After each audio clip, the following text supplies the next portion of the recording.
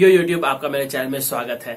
इस हफ्ते की जो सबसे बड़ी फिल्म रिलीज हुई थी वो थी रॉकेटरी द नाम्बी इफेक्ट। इस मूवी की story, screen play, dialogues, direction, even though acting R Madhavan ने की है और इनके लिए पैशन प्रोजेक्ट था। जब उन्होंने नाम्बी नारायणन, जो साइंटिस्ट थे हमारे इसरो के, जो क्रायोनिक इंजन के ऊपर काम कर रहे थे, उनकी लाइफ के ऊपर ये बायोग्राफी, एक्शन और आप कह सकते हो कि एक spy scientist, James Bond type of जो कैरेक्टर है, जो रियलिटी में हुआ है चीज, उसके ऊपर ये मूवी बनाई गई है। इस मूवी की जो डायरेक्शन है, इस मूवी को जिस तरह से पोर्ट्रे किया गया है, इसकी जो स्टोरी लाइन इन्होंने रची है, उसके अंदर साइंटिस्ट नाम्बी नारायणन की लाइफ की एक एक बात को उन्होंने इस मूवी के अंदर कहने की कोशिश की है और एक ओड है, इनका ट्रिब्यूट है इस मूवी के द्वारा, ताकि एक एज ए नेशन। और यहाँ पर शाहरुख खान के द्वारा जो लास्ट में वो भी इसमें प्ले कर रहे हैं। जब ये जीरो मूवी आर माधवन के साथ कर रहे थे, तभी से ये मूवी का प्लान आर माधवन कर रहे थे और तभी से शाहरुख खान ने इस मूवी में काम करने के लिए हाँ भरी थी।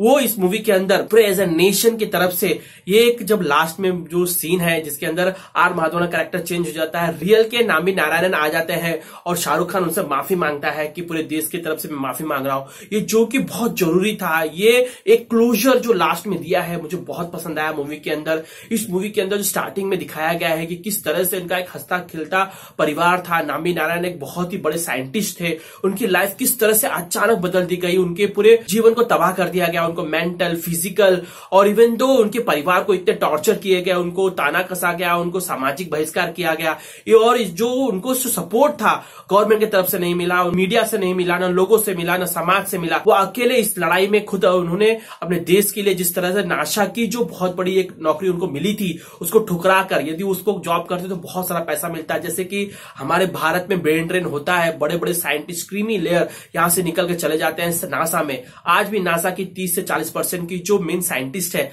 वो भारतीय मूल के हैं, तो वो भी जा सकते थे, बट उन्होंने अपने भारत के लिए अपने जो इसरो है उसमें काम करने को चूज किया। उन्होंने प्रेडिक्ट किया था कि जो स्पेस में जो सैटेलाइट डालने का जो प्रोग्राम है, जो बिजनेस है, वो इसरो को मिलना चाहिए, भारत को मिलना चाहिए। इसमें से अमेरिका और फ्रांस ही है। उसके लिए जो उन्होंने बहुत कड़ी मेहनत की। उनका मानना था कि जो सॉलिड फ्यूल जो इंजन होते हैं उतना कॉस्ट इफेक्टिव नहीं होते हैं, और यदि हम लोग क्रायोजेनिक इंजन बना लेंगे और उसको क्रायोजेनिक इंजन की टेक्नोलॉजी पा लेंगे तो किस तरह से भारत भी एक बहुत बड़ा स्पेस मार्केट का जो हिस्सा है, जो मार्केट है, बहुत बड़ा लुक्रेटिव बिजनेस है, वो भारत ले सकता है। इसके अंदर भारत के लिए उन्होंने खुद बाहर जाके पढ़ाई की। वो करने के बाद किसी तरह से वो टेक्नोलॉजी हमें मिल जाए, इसलिए फ्रांस में अपने पूरे साइंटिस्ट लोगों के साथ जाके वहां पे एक तरह से स्पाई, जेम्स बॉन्ड के टाइप अपने मिशन को कंप्लीट किया, वहां की टेक्नोलॉजी ली और वहां से आके फिर अपना खुद का विकास इंजन तैयार किया। और तैयार करने के बाद जो रशिया का जो पार्ट है, वहां पे as a James Bond type जो एक एक्शन सीक्वेंस होना चाहिए, वो भी उन्होंने दर्शाया है उस मूवी के अंदर, जो कि मूवी को बहुत ही इंटरेस्टिंग बनाता है। इस मूवी की जो प्लॉट लाइन है, जो स्टोरी लाइन है, जिस तरह से उसको सीक्वेंसिंग किया गया है और जो इसके अंदर फिजिकल ट्रांसफॉर्मेशन आर माधवन ने किया है, डायरेक्शन, राइटिंग, स्क्रीन प्ले, सब तो करते ही हुए उन्होंने अपने जो फिजिकल को ट्रांसफॉर्मेशन किया हुआ है इस मूवी के अंदर, वो क्लियरली दिखता है। उन्होंने इस मूवी के लिए अपना वेट बढ़ाया था, दाढ़ी बढ़ाई थी, उसको कई घंटे बैठकर उसको रंगा है ताकि उस सीन को वो पोर्ट्रे कर सके। जो शाहरुख खान के साथ अपनी कहानी जो बताई है उनको, वो इस मूवी के अंदर पूरी समराइज करके इस मूवी के अंदर दिखाई गई है।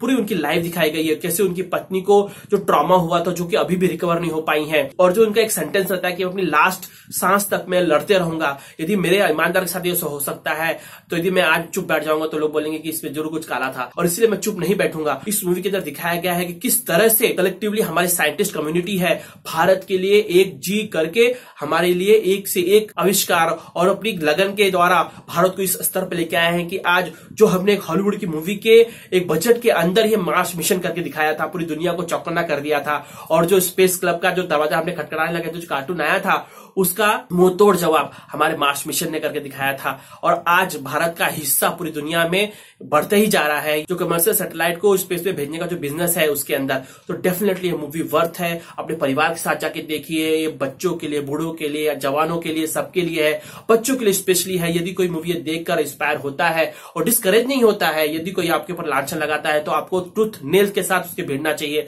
यदि आप अपने सच्चे हो, अपने देश के लिए काम करते हो। इस तरह की जो जालसाजी की गई है कि अभी तक पता नहीं लगा कि नाम्बी नारायण को किसने फंसाया था, क्या इसमें अमेरिका का हाथ था, क्या इसके अंदर आरबी श्रीकुमार जैसे कुछ एजेंटों का हाथ था, ऐसी कौन सी सरकारें थी, ऐसी कौन सी ताकतें थी जो उनको फंसाने के लिए इतनी बड़े पैमाने पर उनके पीछे लगी थी। तो गाइस, ये मूवी बहुत ही ज्यादा, बहुत ही इंपॉर्टेंट है।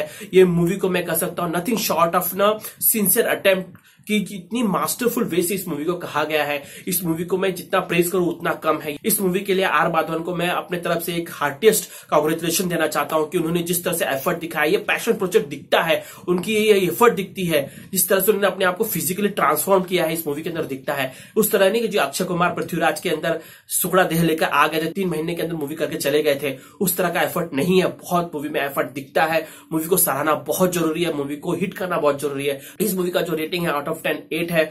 बहुत ही अच्छी मूवी है, आपको मैं रिकमेंड करता हूं अपने बच्चे के साथ, अपने परिवार के साथ इसे जरूर जाके देखिए। गाइस आई होप आप लोग मेरा रिव्यू पसंद आया होगा। यदि मेरा रिव्यू पसंद आया तो प्लीज इस चैनल को सब्सक्राइब करिए, वीडियो को लाइक करिए, शेयर करिए। फिर और भी चैनल्स है गेमिंग नाइट्स, टेक बीट्स और मयंक से, उन्हें भी सब्सक्राइब करिए। मैं आप लोग से ऐसे ही नेक्स्ट मूवी सीरीज और ट्रेलर के रिव्यू मिलूंगा। आप लोग मैं प्रेम भरा नमस्कार।